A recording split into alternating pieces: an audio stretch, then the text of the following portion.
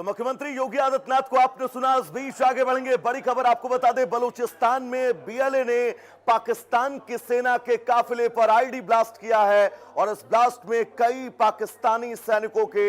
मारे जाने की खबर है। बलूचिस्तान में लगातार बीएलए पाकिस्तान की सेना को टारगेट करके निशाना बनाकर हमले कर रहा है और इस बीच ये बहुत बड़ा हमला तुर्बत शहर के शहीद फिता चौक पर आईडी ब्लास्ट हुआ है। धमाके में कई पाकिस्तानी सैनिकों के मारे जाने की खबर है। फिलहाल सुरक्षा बलों ने इस पूरे इलाके को घेर लिया है। हमले की जिम्मेदारी अभी तक किसी ने नहीं ली है, लेकिन बलूचिस्तान पाकिस्तान का वो प्रांत जो भौगोलिक क्षेत्रफल की दृष्टिकोण से तकरीबन 44% का हिस्सा शेयर करता है और 11 अगस्त वो तारीख आप याद करिए जब बलूचिस्तान के अंदर लाखों की तादाद में लोग एक मैदान में जमा हुए थे और उन्होंने आजाद बलूचिस्तान की घोषणा की थी, जिसके बाद पाकिस्तान की सेना ने बीएलए के तमाम ठिकानों बलूचिस्तान के रिहायशी इलाकों में अटैक किए थे, फाइटर जेट से बम गिराए थे और इन तमाम तस्वीरों के बीच ये बड़ा पलटवार। हालांकि अभी तक बीएलए की तरफ से इस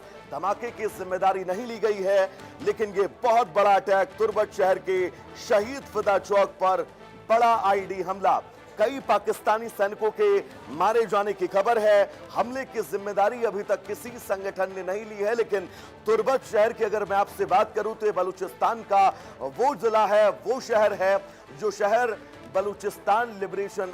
आर्मी के हेडक्वार्टर के रूप के तौर पर देखा जाता है और यहां पर पाकिस्तानी सेना के काफिले पर आईडी हमला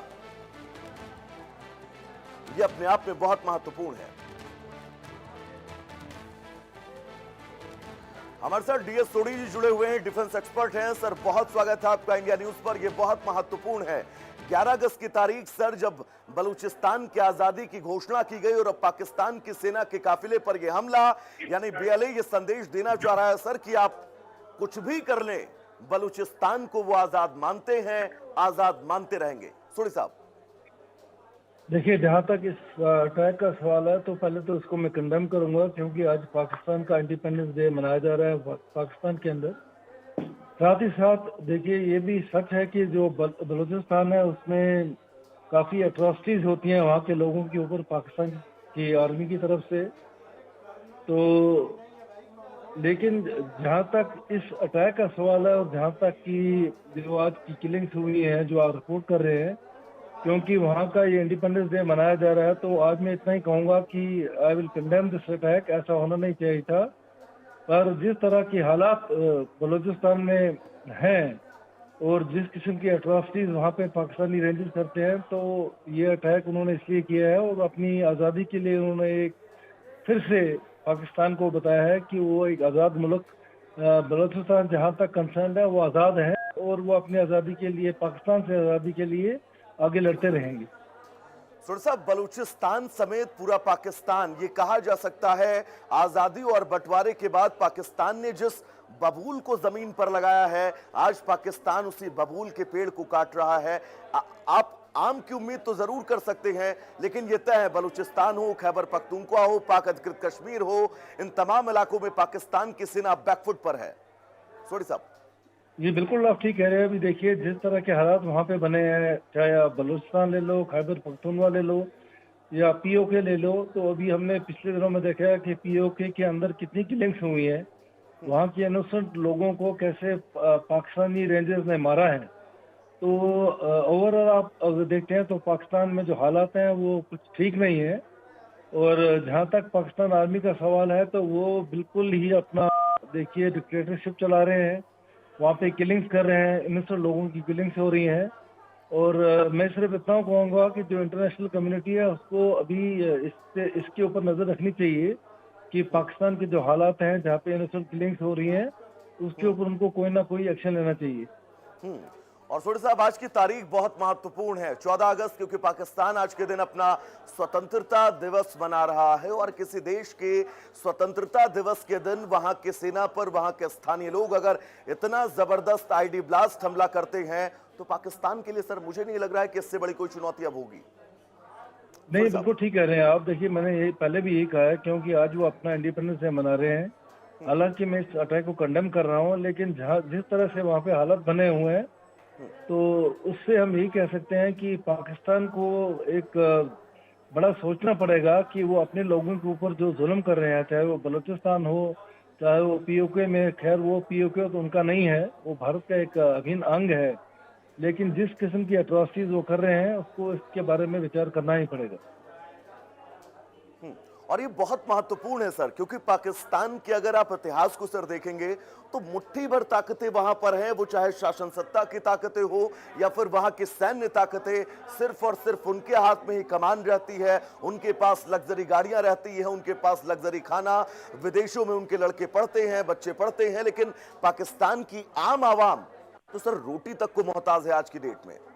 ये बिल्कुल सच है, आपने जो कहा है। देखिए, पाकिस्तान में कुछ चंद ही ऐसी फैमिलीज हैं जो पूरे पाकिस्तान को कंट्रोल करती हैं, और साथ ही साथ वहाँ पे जितना भी कंट्रोल है वो पाकिस्तान आर्मी के अंडर ही है, चाहे वो बिजनेस हो। हालांकि वो तो है पाकिस्तान आर्मी, लेकिन जिस किस्म के काम वो करते हैं, वो तो ट्रेडिंग करते हैं, वो आप देखिए प्रॉपर्टी के जो खरीद फरोख्त होती है उसमें उनका हाथ होता है।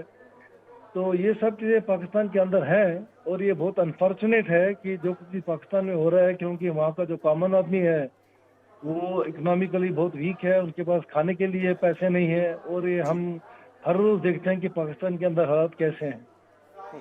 सुरेश साहब, इन तस्वीरों को देखकर आज 14 अगस्त की तारीख, कल 15 अगस्त जब हमारा देश आजाद हुआ था, पाकिस्तान की सैन्य ताकतों को, वहां के घटनाक्रम को बहुत बारीक और नजदीक से जानते हैं। इन तमाम तस्वीरों के बीच में चाहूंगा आप एक बार ये बताएं कि आपकी नजर में क्या लगता है, पाकिस्तान का आने वाला कल कितना सुरक्षित है, कितना अंधकार में है? नहीं, पाकिस्तान का आने वाला कल जो है बिल्कुल अंधकार में है, सुरक्षा तो है ही नहीं। और जिस तरीके से वहाँ की आर्मी जो है वो लोगों को ट्रीट करती है, तो उनका जो फ्यूचर है बहुत ही ब्लीक है, अनलेस अनटिल उनको कुछ समझ आए और वो अपने जिस तरीके से वहाँ पे अपने लोगों के साथ वो अत्याचार करते हैं वो उनको रोकें और थोड़ा डेवलपमेंट की तरफ अपना ध्यान रखें, इंस्टेड कि वो जो आप कहें कभी अभी जैसे पैक्ट साइन करते हैं, कभी सऊदी अरब के साथ करते हैं, कभी तुर्की के साथ करते हैं, क्योंकि उनकी हालात पहले भी वो भीख का कटोरा लेके हर जगह जाते हैं। अब जब तक सुरक्षा का सवाल है तो लगता है उसमें भी वो अपना भीख का कटोरा लेके बाहर कंट्री में जा रहे हैं कि हमारे साथ पैक्ट साइन कीजिए कि कल अगर हमारे पर कोई अटैक होता है तो हमको आप बचाइए। और सुरेश साहब, ये बहुत महत्वपूर्ण है, क्योंकि बलूचिस्तान जो पाकिस्तान के भौगोलिक क्षेत्रफल का लगभग 44% है, यानी कि लगभग आधे से ज्यादा भौगोलिक क्षेत्रफल बलूचिस्तान का है। पाक अधिकृत कश्मीर, जिस पर पाकिस्तान ने जबरदस्ती कब्जा कर रखा है, वहां की सिचुएशंस कैसी हैं ये पूरा विश्व जानता है। खैबर पख्तूनख्वा के हालात कैसे, वहां पर टीटीपी के लड़ाके कैसे पाकिस्तान की सेना के लिए बड़ी चुनौती बन रहे हैं। तो कुल मिलाकर ये समझा जा सकता है कि आज पाकिस्तान की आजादी के दिन इन तमाम इलाकों में ब्लैक डे मनाना, ये पाकिस्तान के लिए इससे ज्यादा शर्मनाक सर कुछ नहीं हो सकता है। नहीं, बिल्कुल ठीक कहा आपने। पाकिस्तान के लिए बहुत ही अनफॉर्चुनेट मोमेंट है कि उनकी आज़ादी के दिन जो ये घटना हुई है, बहुत बड़ी घटना हुई है। और ये ऐसा नहीं है कि सिर्फ आज ही के दिन हुई है, वहाँ पे हम देखते आ रहे हैं कि किसी न किसी जगह पाकिस्तान के अंदर कुछ ना कुछ ऐसी हलचल होती है, क्योंकि बेसिकली जो कॉमन आदमी है पाकिस्तान के अंदर, चाहे वो बलूचिस्तान में हो और खैबर पख्तूनख्वा में हो और कहीं भी हो, वो खुश नहीं है, क्योंकि जिस तरीके से उनको एडमिनिस्टर कर रहे हैं तो उसमें उनके ऊपर दबाव ही रहता है, और उनको जो ट्रीटमेंट मिलती है वो बिल्कुल एक थर्ड रेटेड